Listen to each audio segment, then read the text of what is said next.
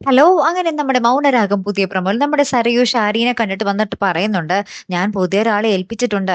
അയാൾ അവളുടെ കാര്യം തീർത്തോളാം എന്ന് പറഞ്ഞിരിക്കുകയാണ്. വേറെ ആരുമല്ല എന്റെ അമ്മയാണ്. എന്റെ പെറ്റമ്മയോടാണ് ഞാൻ പറഞ്ഞിരിക്കുന്നെ" എന്ന് പറയുകയാട്ടോ. അപ്പൊ നമ്മുടെ ഷാരി പറയുന്നുണ്ട്, "അവൾ അതിന് തയ്യാറാകോ?" എന്നൊക്കെ ചോദിക്കുന്നുണ്ട്.